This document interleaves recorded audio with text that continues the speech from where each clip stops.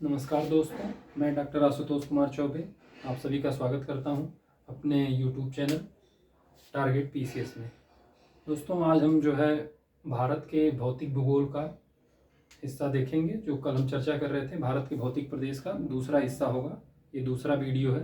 मैंने आपको कल ही बताया था कि इसमें लगभग 3 वीडियो बनेंगे, तो आज ये दूसरा वीडियो होगा और इसमें जो है हम दूसरा हिस्सा देखेंगे भौतिक प्रदेश का, जिसका नाम है प्रायद्वीपीय पठार।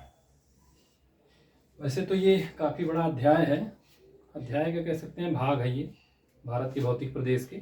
लेकिन मैंने पूरी कोशिश की है कि आपको जितने काम की चीज़ें हैं वो इसमें मैं कवर कर लूँ इस वाले चैप्टर में। तो बेसिकली आप ये जानिए कि जो प्रायद्वीपीय पठार है वो ये हिस्सा है। ये तो यहाँ प्रायद्वीपीय पठार का जो पूर्वी भाग है, प्रायद्वीपीय पठार के पूर्वी भाग में अरावली, विंध्याचल और यहाँ भांडेर श्रेणी है और यहाँ राजमहल की पहाड़ियाँ हैं और इधर जो है गारो खासी जयंतिया हिल्स हैं। ये भी इसी प्रायद्वीपीय पठार का ये उत्तरी हिस्सा बनाती हैं। और इसका जो प्रायद्वीपीय पठार का जो पश्चिमी भाग होगा वो सीधे सीधे उसको हम पश्चिमी घाट के नाम से भी जानते हैं। ये देखिए वेस्टर्न घाट जिसको हम कहते हैं, यहाँ लगभग महाराष्ट्र से शुरू करके कन्याकुमारी तक चला आता है। ये पश्चिमी घाट है प्रायद्वीपीय पठार का। और प्रायद्वीपीय पठार का जो पूर्वी हिस्सा है वो हमारा पूर्वी घाट है। ये उड़ीसा के तट से शुरू करके ये देखिए तमिलनाडु तक आ रहा है। तो इस पूरे हिस्से को हम प्रायद्वीपीय पठार कहते हैं। अब ये जो प्रायद्वीपीय पठार है ये त्रिभुजाकार कह सकते हैं इसको। ऐसे आप देख सकते हैं कि ऐसे मान लीजिए और ये एक त्रिभुज के आकार का है। और इसका जो उत्तर दक्षिण इसकी जो लंबाई है वो लगभग 1600 किलोमीटर और जो इसकी पूरब से पश्चिम चौड़ाई है ये लगभग 1400 किलोमीटर है। और इस पूरे प्रायद्वीपीय पठार को भी हम मुख्य रूप से 2 हिस्सों में बांट के देखेंगे। और जो विंध्याचल पर्वत श्रेणी है ये इसको 2 असमान भागों में बांटती है। समान नहीं है, असमान है। तो ये जो है सुविधा के लिए हमने इसको बांट रखा है, तो हम उसी हिसाब से इसका विभाजन देखेंगे। तो इसमें जो पहला हिस्सा है वो हमारा वो होगा मध्यवर्ती उच्च भूमि का, यानी इसका ये वाला एरिया, ये मध्यवर्ती उच्च भूमि। अब इस मध्यवर्ती उच्च भूमि में जो सबसे पहला टॉपिक है वो है अरावली पर्वत। तो जो अरावली श्रेणी कहते हैं, ये देखिए आप, ये है अरावली श्रेणी। ये लगभग गुजरात से शुरू करके इधर और ये दिल्ली तक, दिल्ली भी जो है वो अरावली रिज पर ही स्थित है, जिसे हम रायसीना हिल कहते हैं, राष्ट्रपति भवन, वो इसी अरावली रिज का हिस्सा है। अब तो मान लीजिए ये खत्म हो गई है। ये पूरी पर्वत श्रेणी ही अवशिष्ट पर्वत का उदाहरण है। तो ये सबसे पहला पॉइंट जो है वो अरावली रेंज है। तो ये जो अरावली पर्वत है ये गुजरात से शुरू कर रही है और राजस्थान से होते हुए जो है दिल्ली तक पहुंच जाती है। और ये लगभग जो है 800 किलोमीटर है। और इस अरावली पर्वतमाला की जो सबसे ऊंची चोटी है वो गुरु शिखर है। यहाँ पे माउंट आबू पड़ेगा ये राजस्थान में, गुरु शिखर। तो ये याद रखिएगा कि अरावली पर्वतमाला की सर्वोच्च चोटी क्या है, वो गुरु शिखर है और वो माउंट आबू के पास में पड़ती। अब जो है इसका अगला, दूसरी इसमें इंपॉर्टेंट बात क्या है कि ये जो अरावली पर्वतमाला है ये एक जल विभाजक का भी काम कर रही है। तो इसमें जो है कुछ प्रमुख नदियां हैं जो इधर देखेंगे आप, तो इसके पश्चिमी हिस्से में माही, लूनी, ये सारी नदियां हैं जो निकल रही हैं इधर से और ये आके कच्छ के रण में या फिर यहाँ आप देखेंगे अरब सागर में मिल जाती हैं। और इसके पूर्वी भाग में जो है वो चंबल नदी है और बनास है। और बनास जो है वो चंबल की सहायक है और चंबल यमुना में जाके मिल जाती है। तो एक तरह का ये जल विभाजक है। यानी ये जल विभाजक का मतलब आप यहाँ थोड़ा सा समझ लीजिए कि ये जहां नदियां 2 हिस्सों में डिवाइड हो रही हैं, यानी इधर की नदियां इधर जाएंगी और इधर की नदियां इधर आएंगी, तो एक दीवाल की तरह जो है ये कार्य कर रहा है। इसीलिए इसे हम जल विभाजक कहते हैं। जैसे ये हमारा बिंदु पर्वत जो देख रहे हैं आप, ये भी एक जल विभाजक का काम करता है, तो उसे भी हम आगे समझेंगे। तो फिलहाल ये अरावली श्रृंखला आपकी है। अब जो इसका दूसरा हिस्सा है वो है मालवा पठार का। तो मालवा पठार का जो एरिया है वो ये होगा, ये आपका मालवा पठार है, जिसमें मध्य प्रदेश का हिस्सा, राजस्थान का हिस्सा वो आ जाएगा बेसिकली। और ये अरावली के नीचे और ये विंध्याचल के ऊपर लगभग ये मालवा पठार है। तो ये जो मालवा पठार है इसका ढाल जो है ये गंगा घाटी की तरफ है, यानी इधर।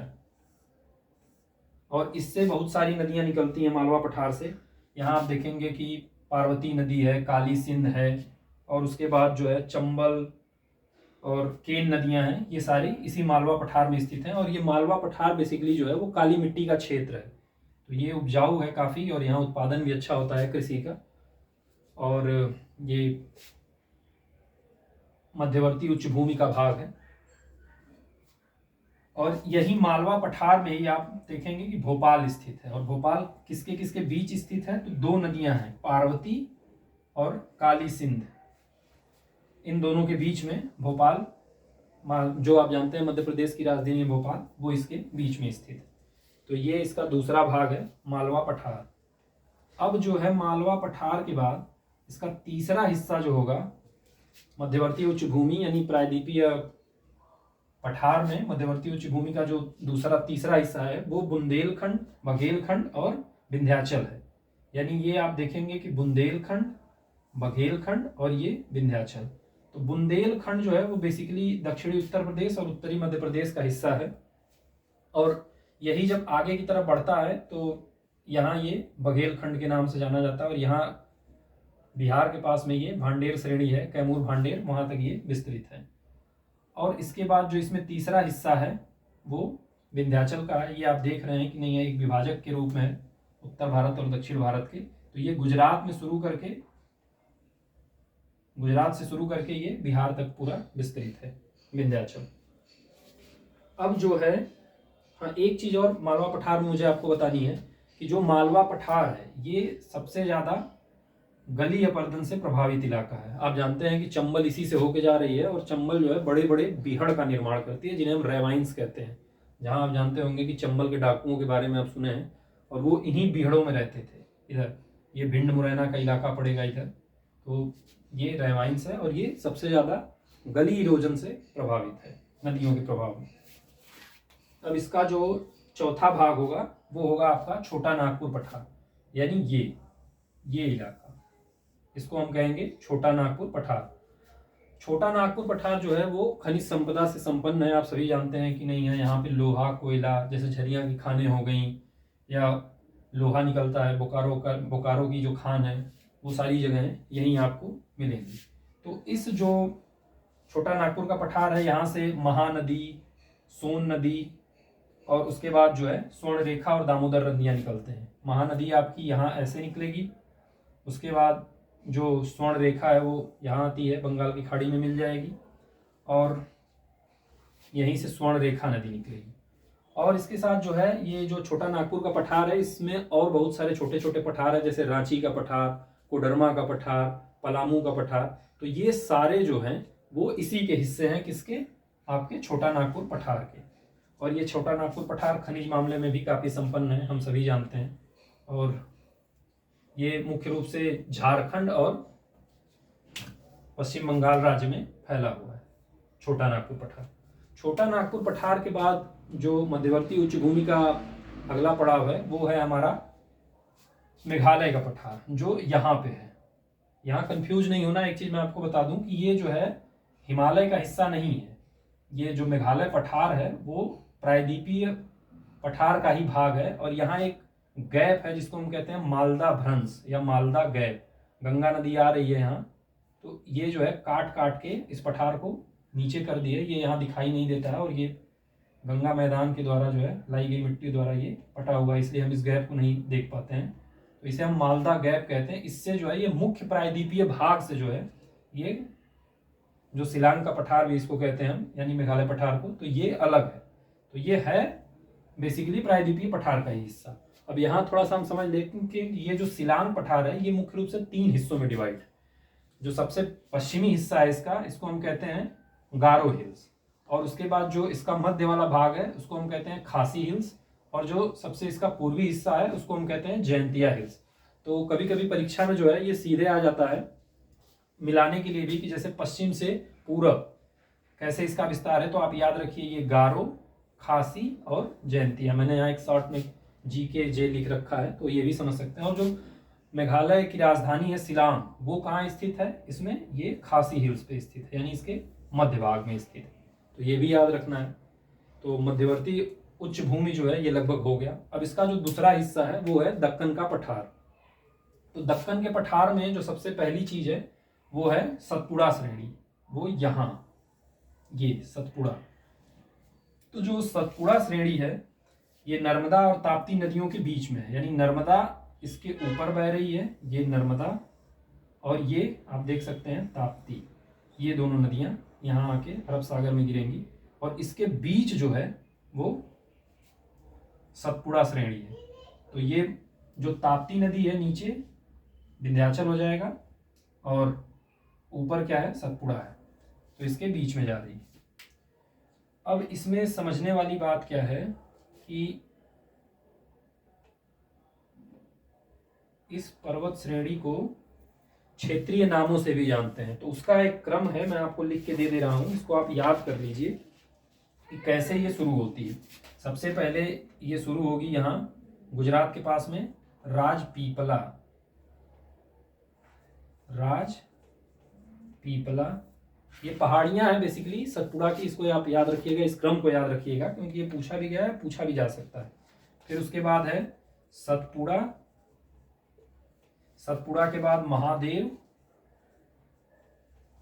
महादेव के बाद मैकाल, और फिर इसके बाद यही आपका छोटा नागपुर का पठार वाला एरिया आ जाएगा। तो इसका पश्चिम से पूरब क्रम याद रखिएगा कि राजपीपला, सतपुड़ा, महादेव, मैकाल, और जो सतपुड़ा की सबसे सर्वोच्च चोटी है वो है धूपगढ़।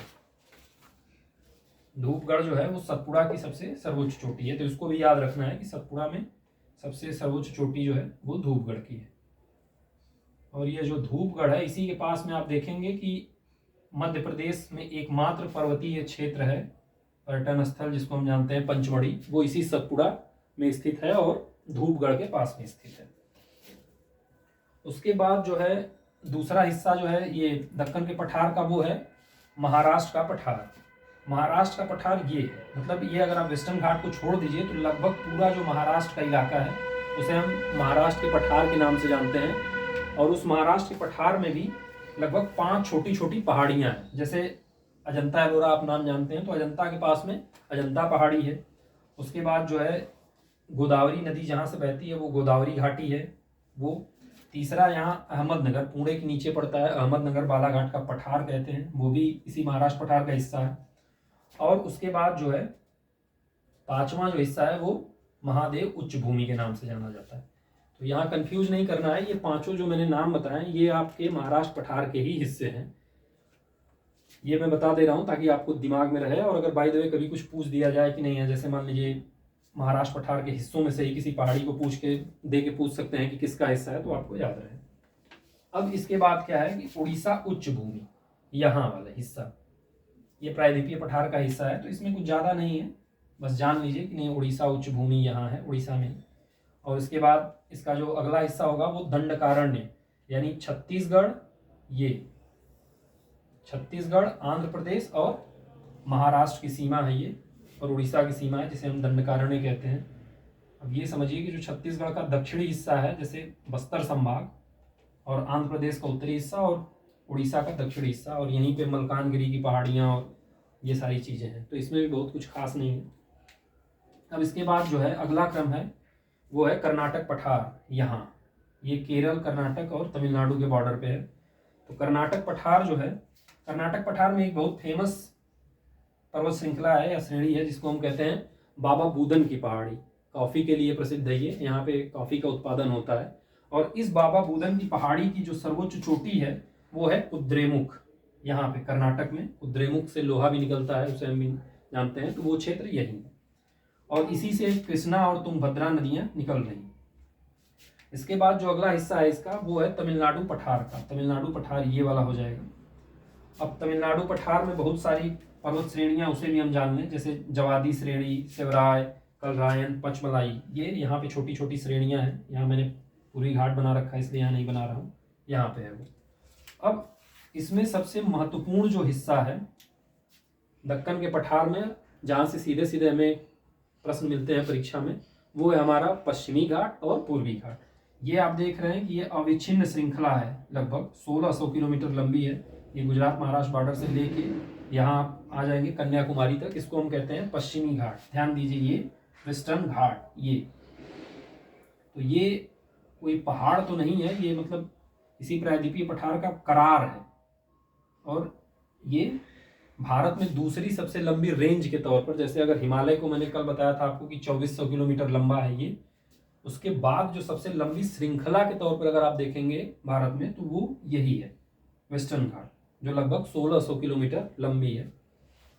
अब यहाँ समझना ये है कि ये जो पश्चिमी घाट है, इसको सह्याद्री के नाम से भी जाना जाता है। और ये सह्याद्री दो हिस्सों में डिवाइड है। यहाँ आप समझिए गोवा है, गोवा, तो गोवा के उत्तर और गोवा के दक्षिण। तो गोवा के उत्तर वाले हिस्से में सबसे ऊंची चोटी जो है सह्याद्री की, वो है कलसुबाई, ये महाराष्ट्र में पड़ता है। तो ये हमें याद रखना है कि उत्तरी सह्याद्री की सर्वोच्च चोटी कलसुबाई है, और दक्षिणी सह्याद्री की जो सर्वोच्च चोटी है वो है हमारी कुद्रेमुख। अभी कुद्रेमुख के बारे में हम चर्चा किए थे, और वो कुद्रेमुख है। अब यहाँ पे जो है देखना है कि इसका जो ढाल है पश्चिमी घाट का जो ढाल है, वो हमारा पश्चिम से पूरब की साइड है। क्योंकि यहाँ से आप देखिए, ये गोदावरी, उसके बाद कृष्णा, ये सारी नदियाँ जो निकल रही हैं, तो ये जो है हमारा पश्चिम से पूरब की ओर जा रही हैं, यानी कि यहाँ हमारे बंगाल की खाड़ी में मिल रही हैं। तो जो पश्चिमी घाट का ढाल है वो किस दिशा में है, वो है पश्चिम से पूरब की दिशा में, इसको भी याद रखना है। उसके बाद जो है, अब ये देखिए कि जो पश्चिमी घाट और पूर्वी घाट का मिलन बिंदु है, यानी यहाँ कह सकते हैं हम ये वाला, इसे हम नीलगिरी पर्वत ग्रंथि कहते हैं। नीलगिरी ये आपका तमिलनाडु और केरल और दक्षिणी कर्नाटक का हिस्सा है, या उसका बॉर्डर है। तो इसी नीलगिरी में, जो इस पर्वत ग्रंथि में दूसरी सर्वोच्च चोटी है दक्षिण भारत की, जिसे हम कहते हैं डोडा बेटा या दोड्डा बेटा, वो इसी नीलगिरी ग्रंथि में स्थित है। और इस नीलगिरी ग्रंथि, यानी ग्रंथि का मतलब यहाँ है कि जहाँ कई सारी श्रृंखलाएं पर्वतों की आके मिल रही, इसलिए उसे ग्रंथि कह रहे हैं। तो इस नीलगिरी ग्रंथि ये हिस्सा है, और इस नीलगिरी ग्रंथि के नीचे जो है एक दूसरी ग्रंथि है, जिसमें आपकी पलानी और नीलगिरी पहाड़ियाँ, अनामलाई पहाड़ियाँ और पचमलाई पहाड़ियाँ आके मिलती हैं। तो यहाँ जो है एक दूसरा, मतलब दक्षिण भारत का सबसे सर्वोच्च शिखर, ये दूसरा था दोड्डा बेटा, और सर्वोच्च शिखर जो है वो आपका कार्डामम हिल में अनामलाई है। तो अनामलाई सर्वोच्च चोटी और दोड्डा बेटा जो है वो दूसरी सर्वोच्च चोटी, ये आपका दक्षिणी भारत में हो गया। अब इसमें जो है कुछ प्रमुख दर्रे हैं इस वेस्टर्न घाट में, जो है यानी पश्चिमी घाट में कुछ प्रमुख दर्रे हैं, उनके बारे में भी हम जान लेंगे। तो जो सबसे पहला दर्रा है हमारा वो है थाल घाट, वो यहाँ पड़ेगा। थाल घाट यानी ये जो मुंबई है, यहाँ मुंबई और ये नासिक, तो इन दोनों को, वही दर्रा मतलब पहाड़ों के बीच में सकरा रास्ता होता है जो आवागमन में काम आता है, जहाँ से रोड और रेल मार्ग निकलते हैं, उसे दर्रा कहते हैं। तो यहाँ आप देखिए कि बम्बई है यहाँ, या मुंबई, और ये नासिक, तो इसको जोड़ने वाला जो दर्रा है वो है हमारा थाल घाट दर्रा। अब दूसरा दर्रा इसमें जो है वो है भोर घाट। भोर घाट जो है वो देखिए यहाँ, तो ये मुंबई है, मुंबई को पुणे से जोड़ेगा। तो दूसरा दर्रा जो है आपका मुंबई से पुणे, और ये मुंबई से नासिक, यानी थाल घाट मुंबई टू नासिक, और भोर घाट जो है वो मुंबई टू पुणे कनेक्ट करेगा। अब इसमें तीसरा दर्रा जो है वो पाल घाट है, वो यहाँ है, और ये जोड़ेगा, थोड़ा सा नीचे आ जाइए, यहाँ कालीकट, केरल में एक जगह है कालीकट, को जोड़ेगा कोयम्बटूर, यहाँ तमिलनाडु में, यानी तमिलनाडु में कोयम्बटूर स्थित है और कालीकट जो है वो केरल में स्थित है। तो इन दोनों को जोड़ने वाला जो दर्रा है उसको हम कहते हैं पाल घाट दर्रा। और इसमें सबसे निचला जो दर्रा है जिसको हम कहते हैं सिनकोट दर्रा, चौथा दर्रा है। तो ये सिनकोट जो है, केरल की राजधानी यहाँ त्रिवेंद्रम है, और यहाँ जो है तमिलनाडु का शहर है मदुरई। तो मदुरई और त्रिवेंद्रम को जोड़ने वाला जो दर्रा है वो आपका हो जाएगा सिनकोट दर्रा। तो ये हमारा पश्चिमी घाट हो गया। अब पश्चिमी घाट के बाद जो दक्कन पठार का दूसरा सबसे महत्वपूर्ण भाग है वो है पूर्वी घाट, यानी ये पूर्व दिशा में, ये पूर्वी घाट, घाट मतलब वही पहाड़ी पूरब में है इसलिए पूर्वी घाट, पश्चिम में है मतलब पश्चिमी घाट। तो जिस तरह से आप देखें अभी कि ये पश्चिमी घाट है तो ये लगभग अविच्छिन्न है, यानी बहुत कम कटा फटा है। तो जबकि पश्चिमी घाट पूर्वी घाट में ऐसा नहीं है। अब अभी आपको मैंने बताया था कि यहाँ से नदियाँ निकल के बंगाल की खाड़ी में गिर रही हैं, तो ये समझना है कि ये कटा फटा क्यों है, क्योंकि ये नदियाँ जब जा रही हैं तो ये काट रही हैं इस पर्वत श्रेणी को, इसलिए जो है ये अविच्छिन्न नहीं है, यानी कि कटा फटा हिस्सा है। तो इसमें कुछ चीज़ें हैं, ये लगभग 1300 किलोमीटर लंबी है और उत्तर से दक्षिण यहाँ यानी दक्षिण से उत्तर ये हिस्सा जो है, तो सबसे दक्षिण में जो इसका हिस्सा है उसको हम कहते हैं नीलगिरी। ये जो ग्रंथि अभी आप देखे थे नीलगिरी, यहाँ ये वाला तमिलनाडु में, और इसके उत्तर जो है पालगोंडा श्रेणी है, यहाँ पालगोंडा, और उसके ऊपर जो है नल्ला मल्ला, ये जो आंध्र प्रदेश में पड़ता है नल्ला मलाई है, नल्ला मल्ला का जंगल आप जानते होंगे, वो हिस्सा है। और पूर्वी घाट जो है, ये पूरे पूर्वी घाट की सबसे सर्वोच्च चोटी जो है वो है विशाखापत्तनम श्रेणी, विशाखापत्तनम चोटी। सर्वोच्च चोटी अगर पूछी जाए पूर्वी घाट की तो वो विशाखापत्तनम होगी। और इसी पूर्वी घाट में जो है ये एक जगह है जिसको हम कहते हैं मेलागिरी या मलयगिरी, बहुत फेमस है, आप सुने होंगे, चंदन के लिए प्रसिद्ध है ये जगह। तो वो जो है वो दो नदियां कौन कौन सी हैं जिसके मध्य में स्थित हैं, तो वो है कावेरी और पेन्नार नदी। इसके बीच में जो ये क्षेत्र है इसको हम कहते हैं मेलागिरी या मलयगिरी, ये अपने चंदन के लिए प्रसिद्ध है। तो फिलहाल प्रायद्वीपीय पठार में यही है। अब इसका जो अगला वीडियो होगा वो मैं आपको कल दूंगा। आशा करता हूँ कि आप लोगों को अच्छे से समझ में आ गया हो, और अगर कुछ चीज़ें आपको लग रही हैं कि नहीं छूट रही हैं तो आप मुझे उसे कमेंट में बता सकते हैं। और इससे और जो हमारा अभी पिछला वीडियो था पर्वतीय क्षेत्र उत्तर के, उसमें कुछ चीज़ें हैं जो मैं आपको अपने टेलीग्राम के एक चैनल है मेरा target PCS by doctor Ashutosh, उसमें कुछ आपको संडे को मैं जो है नोट्स दे दूंगा, जिसमें आप और सारे दर्रों के बारे में, जो इसमें प्रमुख दर्रे हैं उनके बारे में मैं आपसे चर्चा कर लूँगा। बहुत लंबे हैं वो, इसलिए मैं आपको नोट्स के तौर पे प्रोवाइड करा दूंगा, जो एग्जाम के पॉइंट ऑफ व्यू से ज़रूरी है उसको आप याद कर लीजिएगा। तो फिलहाल जो है प्रायद्वीपीय पठार कंप्लीट हो गया आज। अब इसका अगला वीडियो हम कल लेके आएंगे। धन्यवाद।